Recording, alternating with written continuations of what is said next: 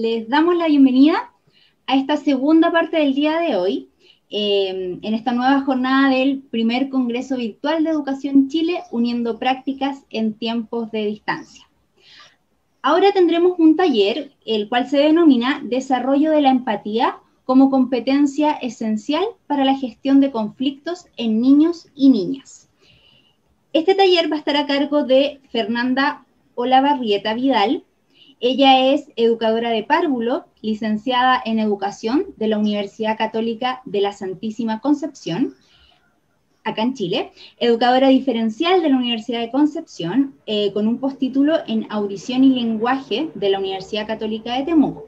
Además, ella realizó una pasantía en neuroeducación en la Universidad de Burgos, en España, y es exalumna de uno de nuestros diplomados. Antes de comenzar, les quiero pedir y solicitar que mantengan sus micrófonos en silencio para no entorpecer la exposición que nos haga Fernanda, ¿sí?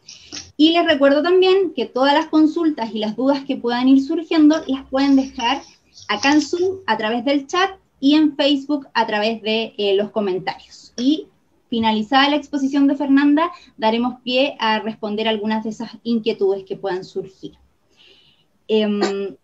Fernanda. Hola, ¿cómo están todos? Bueno, yo hoy día voy a desarrollar el tema de la empatía como competencia esencial para la gestión de la resolución de conflictos, ¿ya? Entonces les quiero partir con una leve introducción y que dice, en el fondo, que va a raíz de qué partió este trabajo. La proclama de la Asamblea General de las Naciones Unidas plantea en el año 2000 la necesidad de unir nuestros esfuerzos para desarrollar el concepto de la paz y la promoción de una educación en valores, desde las edades tempranas. Por esta razón, comenzar a partir de estas edades con la transmisión de valores sociales y morales posteriores. El desarrollo de las emociones son necesarias para generar habilidades blandas para la vida, y entender y saber qué siente el otro nos parece de real importancia. Una de las habilidades que nos parece esenciales para el desarrollo de la empatía como medio de resolución de conflictos. Entonces, a partir de esto, nos preguntamos si no es necesario trabajar este aspecto para evitar un poco lo que es la violencia escolar o lo denominado bullying. Lo que pretendemos ahora, vamos a esperar que... Bueno, no pasa ahí. El objetivo de este taller es un poco describir las estrategias para la gestión de conflictos a través del desarrollo de la empatía en los niños y niñas, y para esto vamos a determinar las bases neurológicas como fundamento para la empatía, y vamos a establecer estrategias de resolución de conflicto a través de competencias empáticas. Y los temas a desarrollar, que pretendemos desarrollar aquí en estos momentos, es lo que es la empatía, las emociones, la inteligencia emocional, las neuronas de espejo como fundamento para la empatía y la escuela, las competencias emocionales como para la gestión educativa y la importancia de la empatía en la escuela. Y además, finalmente, vamos a entregar una pequeña propuesta de trabajo para que ustedes puedan hacerlo en sus respectivos trabajos. Para comenzar, bueno, vamos a entender y definir lo que son las emociones. Un poco la empatía, en el fondo, es la piedra angular de la inteligencia emocional, y esta es la habilidad del dominio interpersonal y nos permite conectarnos e interpretar emocionalmente lo que el otro va sintiendo. Un poco para entender lo que es la empatía y la inteligencia emocional, vamos a definir lo que es una emoción. Las emociones son cualquier agitación del trastorno de la mente, en el sentido de la pasión, cualquier estado mental vehemente o excitado. Estas pueden variar por distintos estados, matices o variedades de tendencia del actuar. Esto es una definición que salió del diccionario de Oxford. ¿Ya? Entonces tenemos que la empatía y la emoción es una experiencia multidimensional y está en tres aspectos. Se ven tres aspectos que configuran lo que es la emoción. Lo conductual, que en el fondo, conductual expresivo, lo que es el lenguaje corporal, las expresiones no verbales y la entonación de la voz. ¿Ya? Esto va relacionado con lo que es conductual. Lo cognitivo va relacionado con las vivencias afectivas, los estados significativos, calificativos, como por ejemplo, cuando yo considero que algo es agradable o desagradable. Eso depende mucho de la experiencia personal de cada uno. Y la parte fisiológica, que está relacionada con el sistema nervioso autónomo. Por ejemplo, yo siento miedo, tengo sudoración de las manos o me aumenta la frecuencia cardíaca.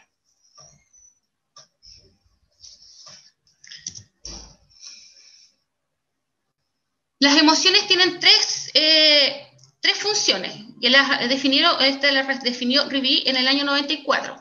Estas son las funciones adaptativas, y esta se refiere a la preparación del organismo para que ejecute eficazmente la conducta exigida por las condiciones ambientales, movilizando las energías necesarias para ello, así como dirigiendo la conducta hacia un objetivo determinado. Están las funciones sociales, y esta es la función que permite facilitar la aparición de las conductas apropiadas.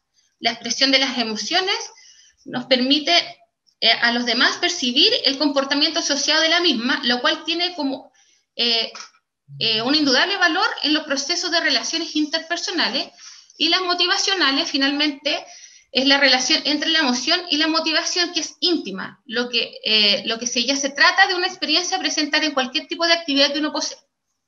Si esto lo llevamos a un ejemplo concreto, podemos decir que yo les podría decir, vamos a hacer una fiesta. Y ahí, en el fondo, la emoción que nos conlleva es la alegría, ¿ya? Entonces, nuestra motivación es la fiesta. Nuestra emoción sería la alegría, y cuando uno está alegre, lo que pasa con nuestro organismo es que nos ponemos creativos. Entonces, ahí va asociado todo lo que son las emociones y las funciones que éstas tienen. Pues bien, entendiendo el funcionamiento de las emociones, veremos qué es lo que es la inteligencia emocional. Entonces, en primer lugar, vamos a definir lo que es la inteligencia. Aquí seleccioné algunos autores para que podamos entender a lo que se refiere a la inteligencia. La inteligencia es una habilidad para analizar, separar o desmantelar una situación compleja, extrayendo su significado. Tenemos también otra definición, que la inteligencia es la capacidad de asimilar, guardar, elaborar información y utilizarla para resolver problemas. También tenemos la facultad de generar, de obrar con propósitos determinados, pensar relacionalmente y entender el ambiente con eficacia. También me quedé aquí con una definición de inteligencia que me parece a mí que es muy completa, que la ejecutó el filósofo Antonio Marina, que es un filósofo, y él define la inteligencia como la capacidad de resolver ecuaciones diferenciales, pero ante todo es la aptitud para organizar los comportamientos, descubrir valores, inventar proyectos, mantenerlos y ser capaz de liderarse y de tener determinismo de la situación, solucionar problemas y sobre todo plantearlos. Lo que plantea aquí Antonio Marina está muy relacionado con lo que es la creatividad para solucionar los problemas.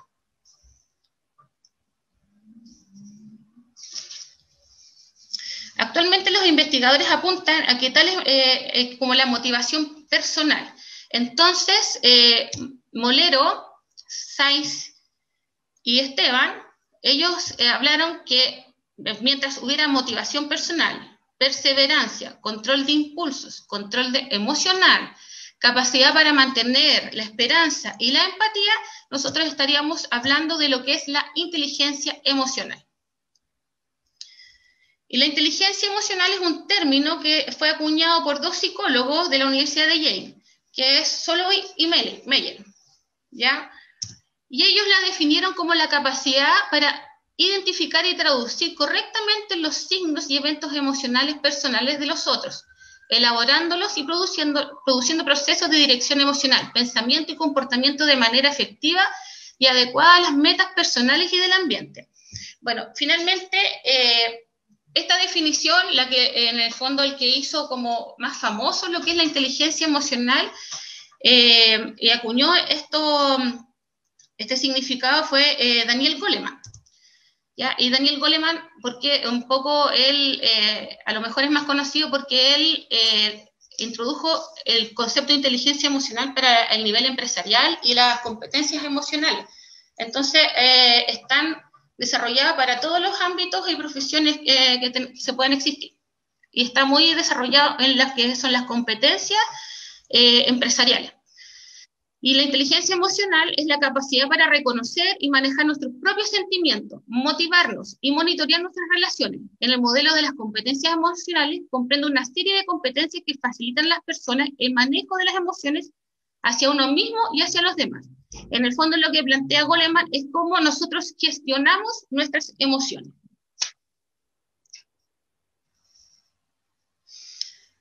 Un poco entendiendo lo que es la inteligencia emocional y las emociones, podemos entender aquí lo que es la empatía. Y la empatía está directamente relacionada con nuestros procesos, en el fondo está acuñado en lo que es nuestro cerebro. Y para esto nosotros, vamos a hablar aquí de lo que es la neurona espejo. La neurona espejo la estudiaron, esto apareció en un estudio que hicieron unos neurobiólogos de la Universidad de Italia, que es Galler, Rossini y Fagasi Galese, que en el fondo ellos estaban estudiando el comportamiento de los monos. Y ellos se dieron cuenta de que los monos imitaban la conducta que nosotros hacíamos. Entonces empezaron a estudiar por qué ellos tenían esta conducta de imitación y descubrieron que en el fondo en nuestro cerebro estaban las denominadas neuronas espejo.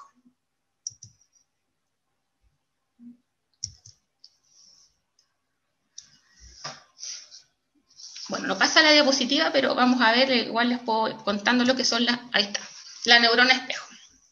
Las neuronas espejo son un grupo de neuronas multimodales ubicadas en la corteza ventral premotora, cuya cualidad espejo viene dada por la capacidad de activarse tanto cuando se ejecuta un acto como cuando se observa, tal como si estuviera efectuándolo en primera persona.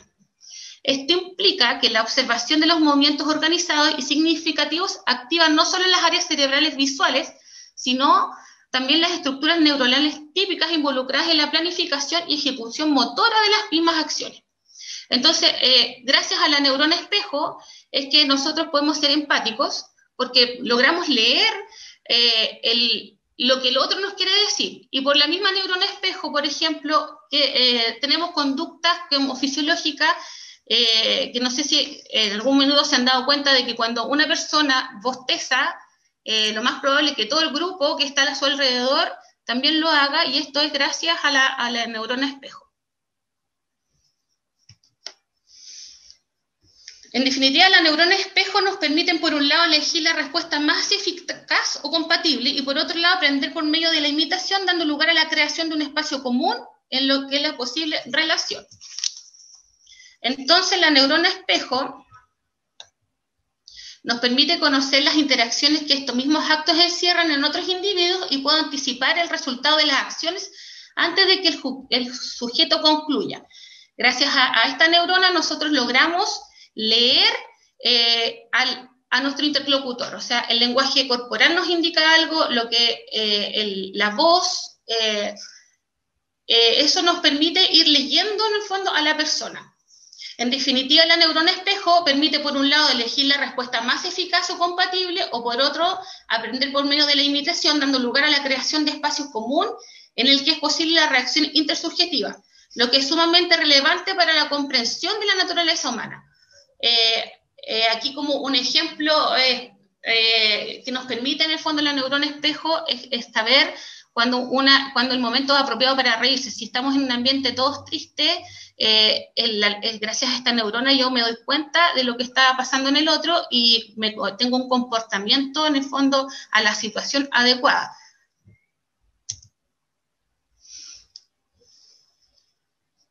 La neurona espejo nos permite una sincronía emocional con el otro, que resulta fundamental, por un lado, en la atribución de intencionalidad a los actos observados por el otro y en la constitución de un estrato de experiencias compartidas. Esto lo dijo Vittorio Galese, y gracias a esto, en el fondo, nosotros podemos introducir lo que es la empatía. Entonces, por lo tanto, la empatía tiene una base neurológica en nosotros. Así como podemos entonces aprender a leer, a escribir, nosotros también podemos aprender a ser empáticos, porque nuestro cerebro en el fondo nos permite hacer ese acto. La neurona espejo no solo se relaciona con la presentación de la acción, sino también facilita la comprensión de los otros y sus intenciones. Entonces sabemos que nuestro cerebro conquista, copia, imita, siente y actúa. Todo eso nos permite, en el fondo, nuestro cerebro hacer.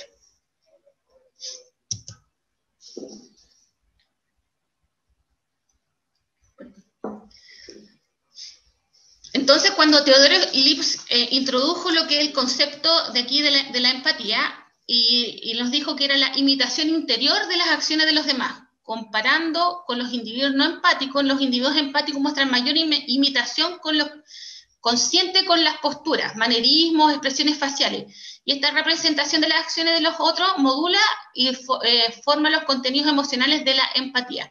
En el fondo, la persona empática es capaz, en definitiva, de leer el lenguaje corporal del otro. Y la empatía tiene una base cognitiva, que es un poco lo que yo les decía, que es lo que es la capacidad de leer al otro, y el área emocional, en que está involucrado todo lo que son nuestras emociones. En el fondo yo puedo lograr saber cuando la persona está triste, está alegre, está nervioso, y gracias al área cognitiva, en el fondo yo lo puedo ver, y eso me hace una persona empática.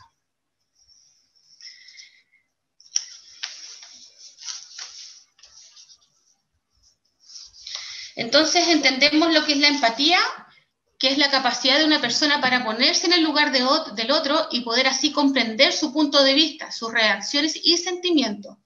Es un estado emocional basado en el sentir de cómo el otro y pensar como el otro piensa, para la comprensión y reconocimiento de tales emociones, de manera que otorguemos congruencia a los comportamientos de los demás. Implica asimismo internarse en un rol diferente propio, identificando al otro.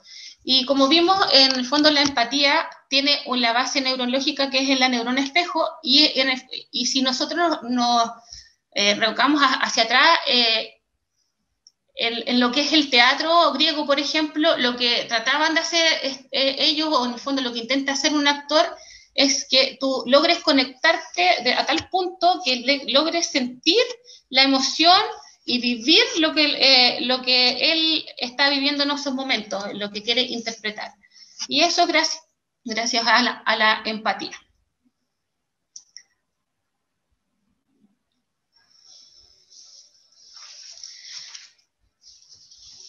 Desde fines del siglo XX ha surgido un gran interés por el papel que juega la afectividad en la educación.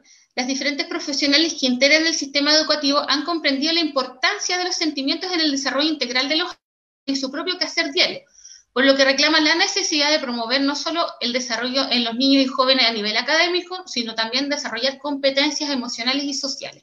En el fondo ahora con todo esto, nosotros estamos viendo que es de suma importante trabajar lo que es la inteligencia emocional y el reconocimiento de las emociones, y ver de que el niño o la persona, nosotros no solo somos un área académica, sino que también tenemos un aspecto emocional y que está alojado en nosotros.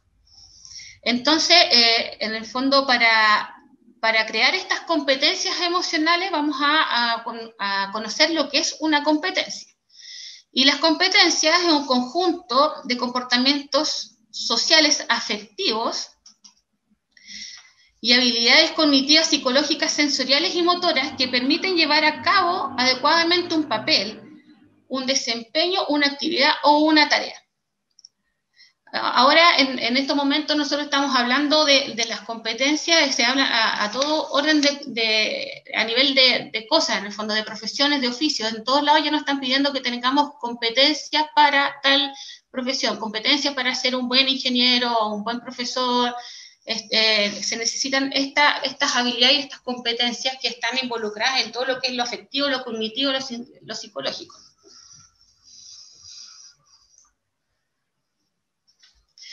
Entonces, la competencia La competencia discrimina el saber necesario para afrontar determinadas situaciones y ser capaz de enfrentarlas a sí misma. Es decir, debemos de saber movilizar conocimientos y cualidades para hacer frente a los problemas derivados del ejercicio de la profesión. En el fondo, lo que yo le estaba diciendo, que todos tenemos que tener ciertas competencias, habilidades como para desarrollar.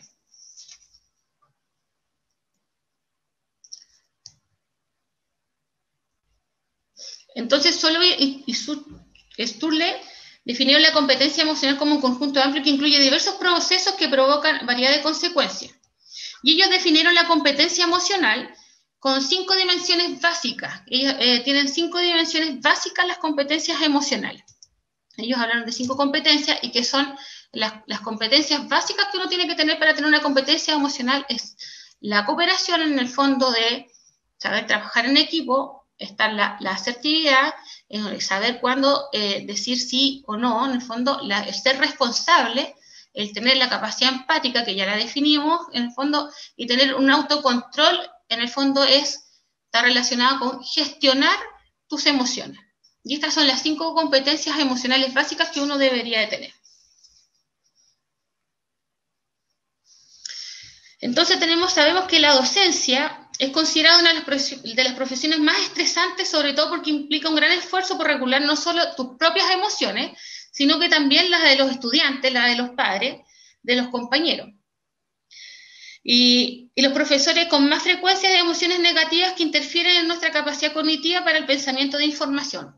A la medida que yo tengo una emoción negativa, es lo que yo voy transmitiendo, y lo mismo pasa cuando yo genero una emoción positiva. Cuando yo estoy con una emoción positiva, en el fondo lo que yo genero es un ambiente propicio que favorece el aprendizaje. Entonces, la emoción y los aprendizajes están directamente están relacionados.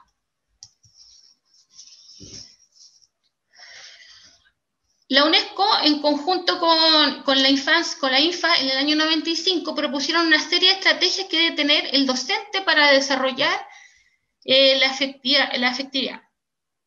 ¿Ya? Una de ellas es que un docente que está contento enseñando, el alumno aprende contento también. Entonces, uno tiene que transmitir la alegría al enseñar. Estando seguro frente a su rol, se aceptará mejor sus errores y buscar soluciones. Cuando tú estás seguro de lo que estás hablando, no puedes ver, encontrar tus errores y al mismo tiempo buscar soluciones para poder enfrentarlas. Y la búsqueda de soluciones, en el fondo, está relacionado con un poco la inteligencia emocional, lo que es la inteligencia y la gestión de nuestras emociones. El trato comprensivo y amable estimula al niño dándole seguridad y confianza. En el fondo esto es súper importante porque yo creo que a todo nivel no solo como de la docencia, sino de la vida, que cuando, por ejemplo, uno dice, no estoy enojado, dime, tienes que decirme y no te preocupes porque yo no me voy a enojar, no me voy a molestar contigo. Y nuestro cuerpo, nuestro lenguaje corporal, nuestra voz está diciendo totalmente lo contrario. Entonces yo no logro en el fondo que el niño se sienta seguro en contarme o decirme lo que él está sintiendo y la necesidad que tiene en el minuto. Entonces nosotros tenemos que generar ese clima. Respetar a los niños y respetar su individual. Bueno, todos sabemos que no somos todos iguales y eso es muy importante de respetarla y no de empezar a comparar y cómo Pedrito puede o y tú no. O sea, aquí cada uno de nosotros somos diferentes. Permitir que prevalezca su sensibilidad humana. O sea, el manifestar en el fondo tus emociones no tiene nada de malo. O sea, uno primero, ante cualquier cosa, de lo que sea, es una persona que siente y que pasan cosas. Entonces uno tiene que siempre dejar que esa sensibilidad aparezca antes de cualquier otra cosa en nuestra vida. Lo que se aprende emocionalmente depende de la coherencia y consistencia en lo que se dice y lo que se hace efectivamente. Aquí uno tiene que ser siempre consistente. En el fondo, si uno pone una norma o dice algo, siempre tiene que ser siempre y no tiene que depender de mi estado emocional.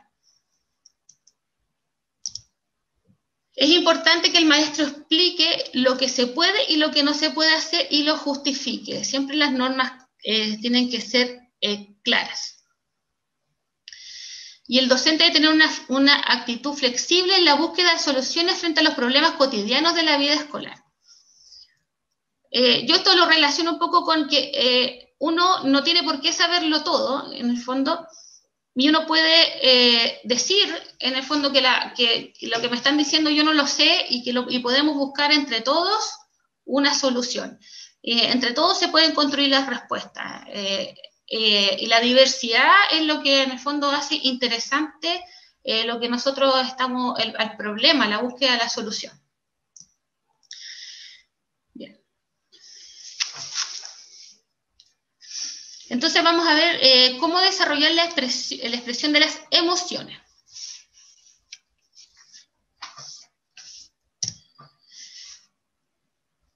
La vida emocional en la etapa preescolar constituye un motor del desarrollo integral del niño. O sea, las emociones siempre tienen que ir de la mano. Todo proceso intelectual pasa por un tamiz de afecto. Y el proceso de aprendizaje, el maestro debe integrar la expresión de las emociones en las diversas experiencias escolares. En el fondo aquí, no sé si alguna vez han escuchado lo que es un poco, pero la pedagogía del humor. En el fondo, cuando uno integra las emociones, integra la sorpresa, el aprendizaje siempre se hace más fácil. Es mejor en el fondo para todo uno cuando estás emocionalmente en una emoción positiva, el aprendizaje se da mucho mejor. Cuando hay un clima agradable, siempre el aprendizaje es mejor. Y para facilitar la comunicación con los niños es necesario escucharlos y observarlos, tratando de entender lo que están sintiendo. Yo creo que eso es fundamental, es saber escuchar y observarlos, porque muchas veces los niños van y quieren contarte alguna experiencia, te quieren decir algo, y nosotros estamos escribiendo el libro de clase, estamos preparando material, entonces le dice uno, te estoy escuchando, pero en el fondo es necesario también verlos, porque ya vimos que el lenguaje corporal también nos dice muchas cosas, y eso nos permite también ser más empático con el otro.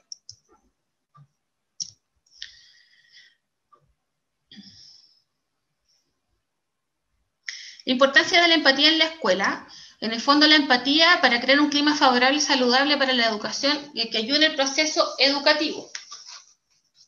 Gracias a la empatía nosotros podemos tener un clima, en el fondo, agradable. Una de las habilidades básicas del educador es saber adaptarse a las necesidades del momento pedagógico que está sucediendo en ese instante, teniendo en cuenta que la intención entre él o ella, el educando, es dinámica y cambiante. Eso yo creo que lo sabemos. Siempre nos vemos enfrentados que a veces nosotros tenemos algunas actividades algo preparado y no resultan como nosotros queremos, porque en el fondo los niños no se encuentran en las condiciones como para hacerlo, entonces uno tiene que ser capaz de tener esa flexibilidad para cambiar la dinámica que uno tiene preparada.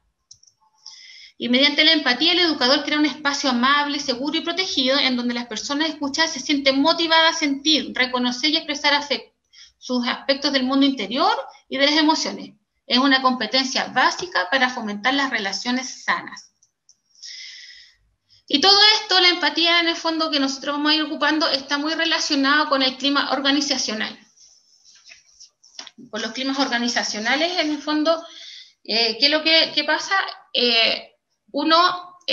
Aquí hay como una triada. Tenemos el clima organizacional, que está a cargo evidentemente del equipo directivo, que en el fondo tiene que generar un clima laboral que favorezca y que motive a todos a trabajar, y en el equipo docente tenemos una gestión que es como de nuestra sala, y que también tenemos que crear climas favorables para que el niño se favorezca el aprendizaje.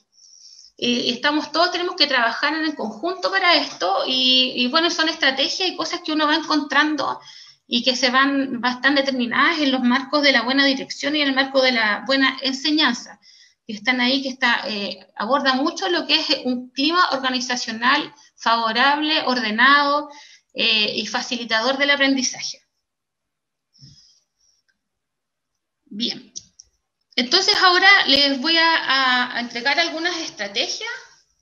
Yo sé que estos son algunos ejemplos, sé que hay muchas más, y que en realidad estoy segura que todos ustedes en el fondo la han trabajado y las han visto, pero de repente cuando uno logra ordenarlas, o uno reafirma su quehacer o nos sirve como para tener algunas ideas. Ya vimos en el fondo que la empatía tiene una base neurológica y tenemos la neurona de espejo, entonces, ¿cómo puedo yo ser empático con el otro si no soy capaz de reconocer las emociones? Si yo no reconozco las emociones, no sé cuáles son, es difícil que yo también pueda lograr leer al otro lo que le está pasando. Entonces es importante trabajar con el niño desde edad temprana, lo que es el reconocer las emociones. Es importante dar ejemplo de los propios sentimientos. Hoy estoy feliz porque, no sé, estoy compartiendo, estoy jugando, y uno tiene que, en el fondo, verbalizarlo. Y como otro ejemplo, yo así decir que estoy bastante, de repente, muy nerviosa, entonces siento hablar más rápido, entonces eso también crea que uno pueda lograr ser empático con los demás. Ayudarles a expresar sus propias emociones y sentimientos. ¿Cómo te sientes tú cuando otro niño te ha dejado jugar con sus juguetes? Entonces uno va poniendo situaciones en que el niño puede ir diciendo cómo se va sintiendo y reconociendo las emociones. Hay estrategias aquí, son como las ideas en el fondo. Ustedes, con toda la creatividad que nos caracteriza, podemos en el fondo buscar, si lo hacemos con láminas, si ponemos situaciones, cómo lo vamos a ir trabajando. Siempre animarlo para que estén atentos a los sentimientos de la otra persona. Entonces, ¿por qué? Uno puede preguntarle, ¿por qué no le preguntas a tu compañero si le gustó o no le gustó, o que comparta lo que nos quiere decir? O mostrarle situaciones con medios de comunicación que les permita situaciones lejanas o desconocidas. ¿Qué crees tú que siente la persona? ¿O qué harías tú si pasa esto? Y con esto, en el fondo, nosotros trabajamos el reconocimiento de las emociones y también lo que es la empatía.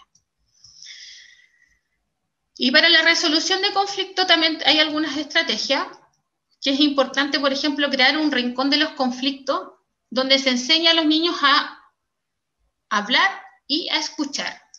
Es súper importante que uno aprenda a escuchar, que en el fondo el otro pueda exponer su idea y que tenga una escucha atenta. Entonces uno puede hacer dentro de su sala, o en un ambiente, crear los rincones de resolución de conflictos, donde uno pueda poner a lo mejor tarjetitas. Están como bien hablados ahora los botiquines emocionales. Entonces ahí en ese mismo botiquín, en el rincón de la calma que uno puede hacer, tener lo que es una boca y una orejita. Entonces, en el fondo, cuando el que tiene la oreja en la mano tendrá que escuchar lo que tiene que decir el otro que tiene la boca, que es una de las cosas importantes para el desarrollo de la resolución de conflictos y la empatía.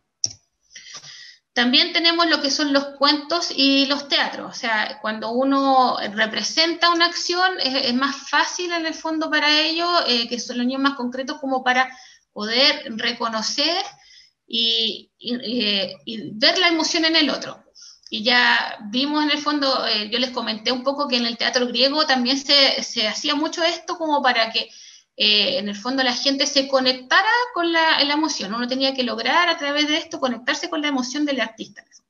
Y también están los cuentos, que hay un cuento a mí que la verdad me gusta mucho. Bueno, hay otros más también, pero a mí me gusta mucho este, que es el cuento de la tortuga, que en el fondo nos enseña el autocontrol. Este cuento nos enseña lo que es a reconocer tus emociones, a pensar y parar claramente.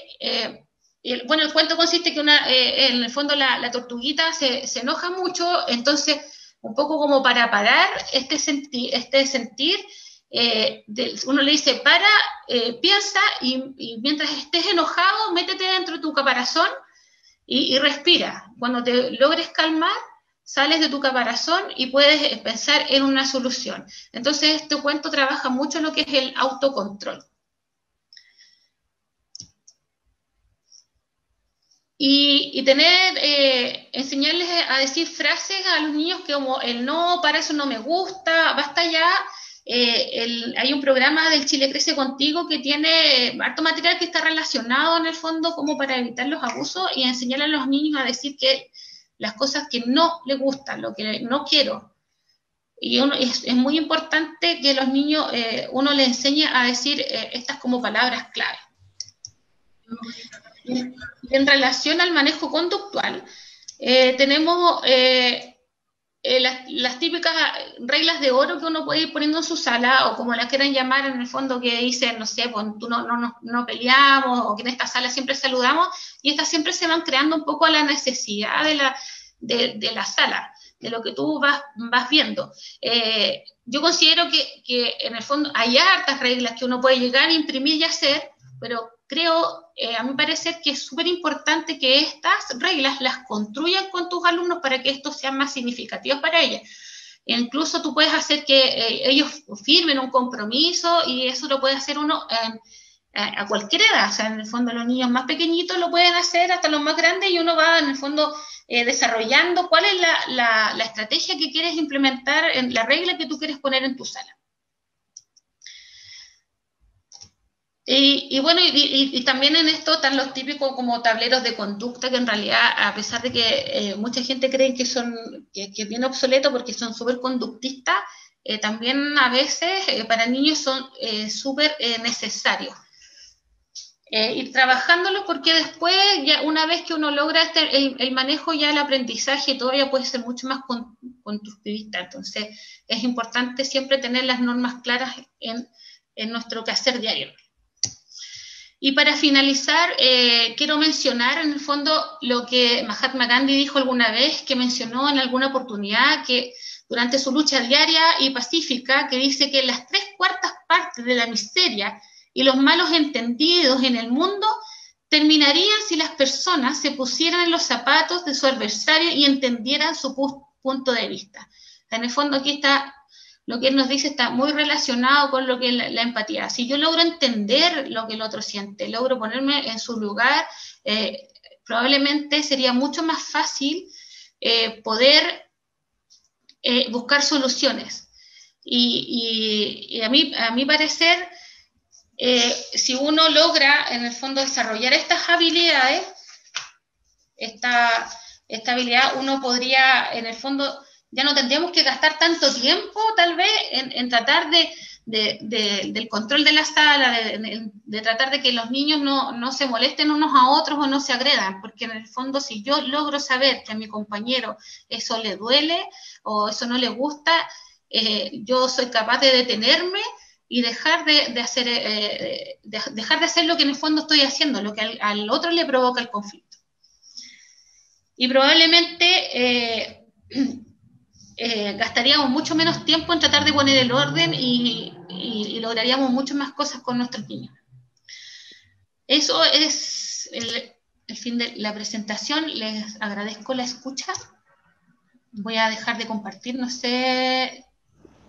Ahí está, perfecto. ¿Te dejo algo? Sí. Sí. Sí.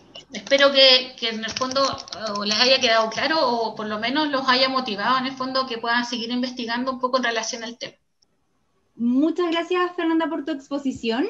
Ahora, como dijimos al principio, vamos a dar paso a las preguntas que vayan surgiendo, tanto en Zoom como en Facebook. Ojalá que sean empáticos conmigo. Oye, voy a partir con una consulta que nos dejó Ademir acá en el chat de Zoom. Nos pregunta, controlar los ataques de nervio, los berrinches en los niños. Muchas veces los niños son astutos y sus acciones emocionales los usan para condicionarnos. Esto desde el punto de vista de los padres y profesores. ¿Cómo actuar en ese momento? Porque si los dejamos así, pueden crecer con esa dificultad. Mira, yo creo que es súper importante en eso lo que es la contención emocional. Ahí cada uno puede ver estrategias como para contenerlo. Es súper importante, por ejemplo, los niños pequeños, para lograr la contención, es ponernos a su nivel. Y la contención consiste en un poco en abrazarlos, en lograr calmarlos, porque sabemos en el fondo que hay hartas conductas de estas que parecen ser que se denominan un poco manipulación, porque los niños saben en el fondo que si yo hago un berrinche, yo grito, ¿qué pasa?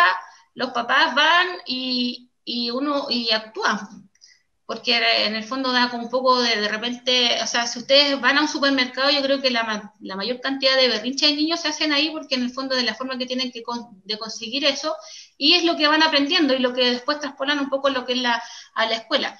Entonces la contención emocional, a mi parecer, es una muy buena estrategia como para inhibir estos ataques. Y ahí uno puede ir buscando, por ejemplo, la música. A lo mejor si ustedes tienen un niño que lo pueden conversar con los papás, que es súper importante la comunicación, y ver qué música es la que más le gusta. Eso uno logra la contención emocional con eso, porque hay algo que se llama el isosonoro, que en el fondo que está relacionado con la música, que a cada uno los calma. Y eso es importante, y también ser consistente con lo que uno va diciendo. Siempre consistente, porque muchas veces nos pasa de que nosotros, como les decía, depende mucho de nuestro estado de ánimo. Si yo estoy como feliz, como que todo el mundo, ya que grite, no me da lo mismo. Entonces, no lo encuentro relevante. Y otras veces que yo estoy más alterado, digo, oye, pero ¿cómo están haciendo eso? Entonces uno deja de ser consistente y manda un mensaje errado a los niños. No sé si le contesté un poco. Muchas gracias, sí, de todas maneras, muchas gracias, Fernanda.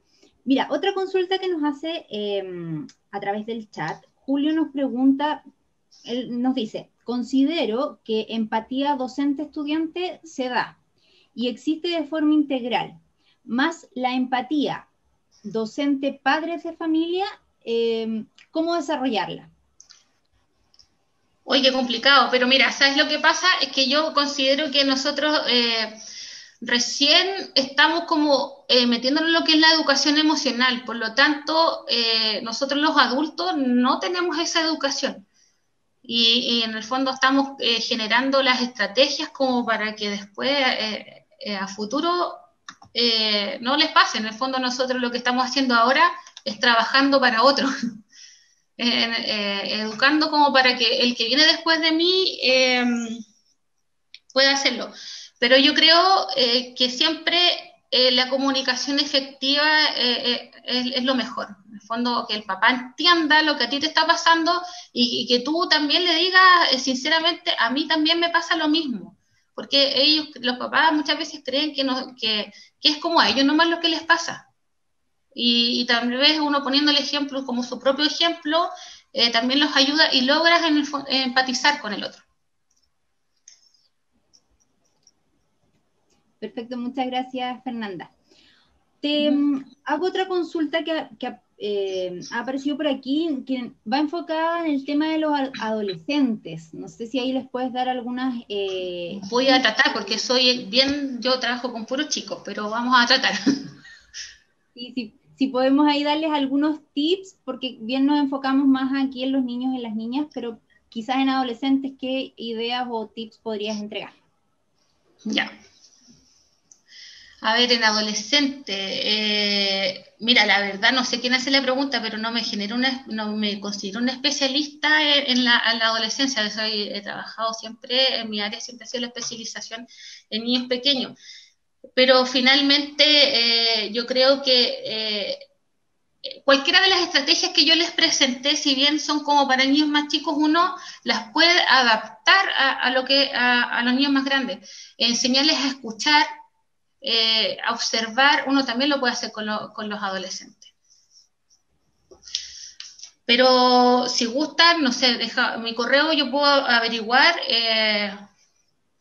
qué estrategias serían útiles también como para los niños más grandes, como para los adolescentes, que creo que es súper importante, porque en realidad estamos la mayoría trabajando me imagino que la mayoría en esa área. Muchas gracias, Fernanda. Otra consulta que nos hacen por aquí, ¿cuánto influye la autoridad en la empatía con los niños? Es muy distinta la autoridad que se tiene de los padres que a un profesor. Sí, o sea, yo creo que en el fondo al mostrarte superior, yo creo que no vas a generar nunca lo que es la empatía.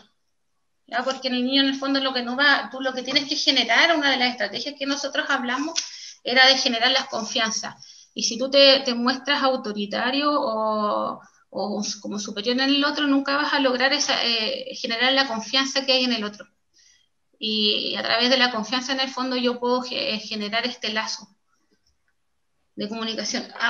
Voy a retroceder un poquito. Sabes que a lo mejor les puede ser útil como para los adolescentes. Hay escalas que miden empatía en la adolescencia. Entonces ahí yo tengo una, pero en este instante no me acuerdo cómo se llama, pero hay una escala que mide empatía en la adolescencia. Entonces eso también nos puede generar algunos tips que podemos trabajar para trabajar con los niños.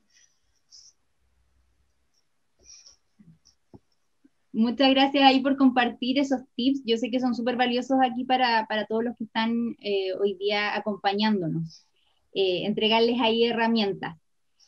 Bueno, yo quiero nuevamente agradecer a Fernanda la participación en este congreso que organizado por Educación Chile. Nos alegra mucho poder contar contigo porque además, como mencioné al comienzo, es una ex alumna de nosotros, de la Fundación.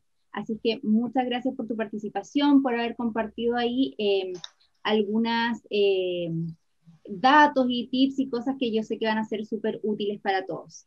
También quiero agradecer a quienes se conectaron de distintos lados, ahí gracias por sus saludos, por sus felicitaciones, muchas felicitaciones ahí para Fernanda, así que muchas gracias a todos, y dejarlos invitados nuevamente a la siguiente ponencia que vamos a tener el día ya de mañana a las 16 horas de Chile. Antes de despedirme, dejarlos por supuesto invitados como siempre a que revisen nuestras redes sociales, estamos en LinkedIn, en Instagram, en Facebook, en nuestro canal de YouTube. También pueden conocer más de nosotros en nuestra página www.educacionchile.cl. Fernanda, no sé si quieres para cerrar algunas palabras. Bueno, agradecer aquí la escucha atenta. Yo espero haberlos motivado un poco que averigüen del tema. También decirles que, bueno, Pamela tiene mi correo que se los puedo dejar. Yo sé que no sé todas las respuestas que ustedes, pero puedo averiguarlas y empezar a ayudarlos un poco con el tema, porque también viene el chat que habían algo que en el fondo preguntaban cómo construir las reglas de oro con los niños grandes, y yo siento que siempre es importante lo que es la comunicación. La comunicación es esencial en esto, o sea, si nosotros ya vimos acá que tenemos una base neurológica que nos permite ser empáticos. Entonces, todo esto lo podemos aprender. Así como en algún minuto aprendimos a leer, a escribir, también podemos aprender a gestionar nuestras emociones y aprender de las emociones. Así que, Pamela, no sé, tú les puedes dejar el correo y yo feliz, encantada, a los que puedo ir ayudando, los voy a ir ayudando. Sí, ya dejé ahí tu correo en el chat y lo vamos a colocar también en Facebook para quienes nos vieron desde ahí. ¿Ya? Muchas gracias. No, gracias a ti. Como les dije, los dejo invitados para el día de mañana. Les vamos a dejar ahí un video con los datos de la presentación que se nos viene. Muchas gracias y que estén muy bien. Buenas tardes.